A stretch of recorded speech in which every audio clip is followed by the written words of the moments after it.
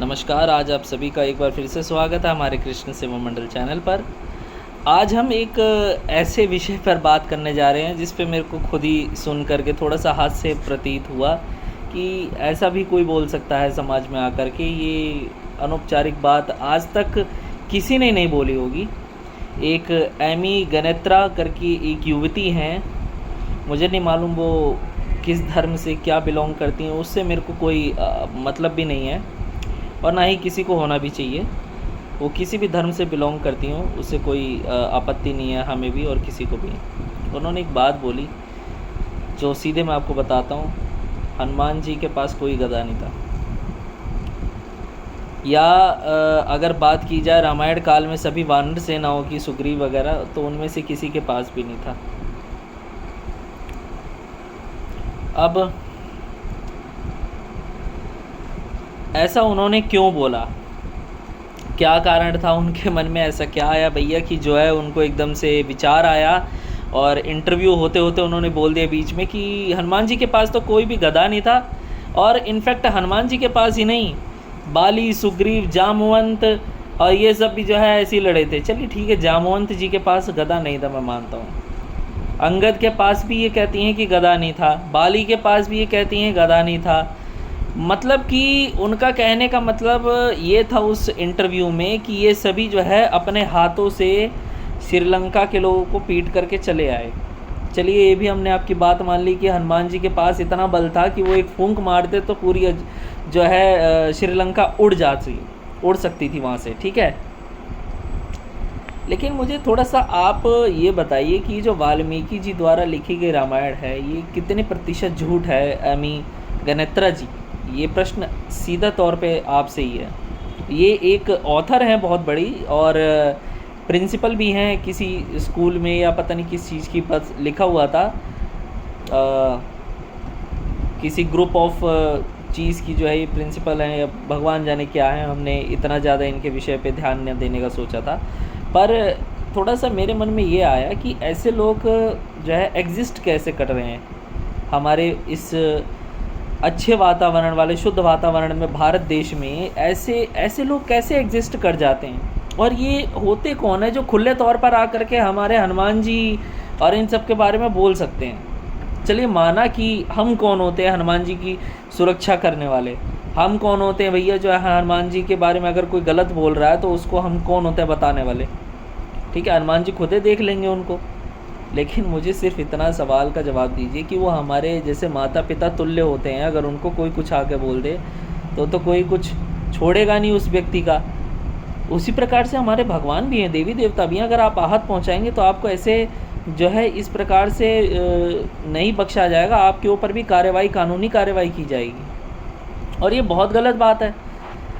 और अब वो कह रही हैं कि मैंने रामायण और महाभारत दोनों के ऊपर एक पुस्तक लिखी है, अनरिवील्ड रामायण, अनरिवील्ड महाभारत।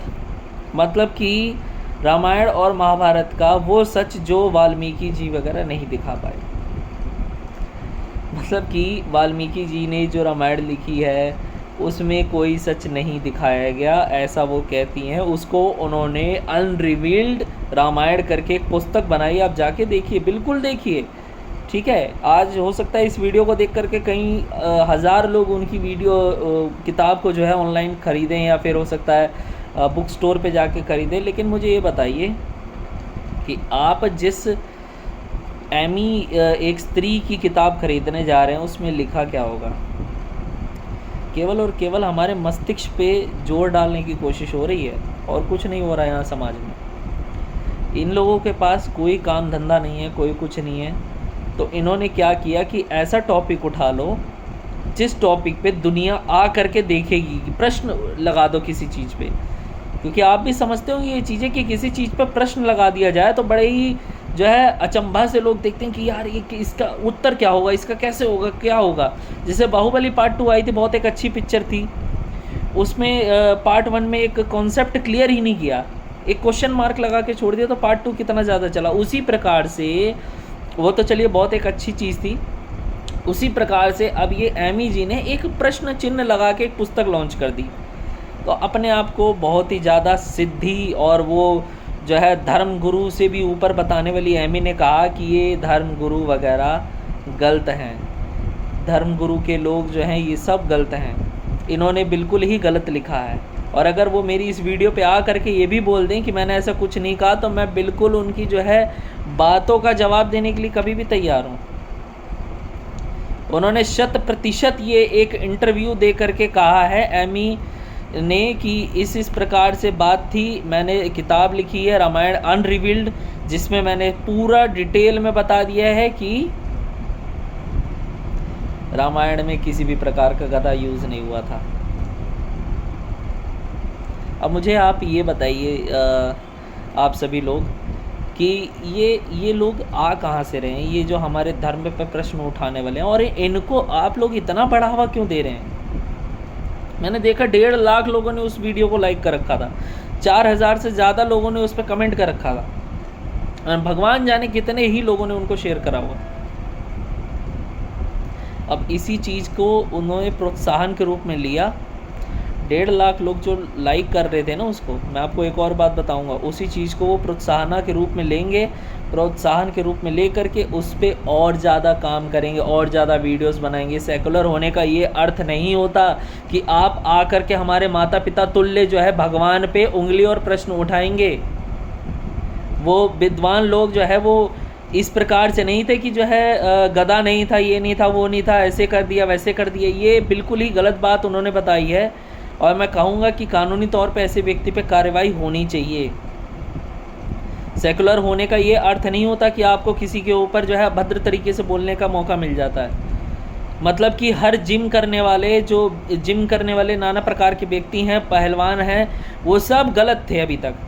जो गधा यूज़ करके जो है अपने बल को बना रहे थे, गधा से योग किया करते थे, गधे का प्रयास किया करते थे गधा का, और हनुमान जी की पूजा किया करते थे। गधा उनका हथियार था, उसके साथ रख करके उनकी पूजा किया करते थे। वो सब गलत हैं आज के समय में, यानी कि बिल्कुल ही गलत चीज़ करी है ये एमी जो भी है उसका पूरा नाम उस युवती का। मैं ये कहूँगा कि ऐसी वीडियोस को बिल्कुल ही ज़्यादा प्रोत्साहन ना दीजिए, और कोशिश करिए ऐसी वीडियोस को डिसलाइक करने की। जितना ज़्यादा हो सकता है एमी को डिसलाइक कीजिए, और ऐसे लोगों की कोई ज़रूरत नहीं है पुस्तक खरीदने की। जय श्री राम, जय महाकाल।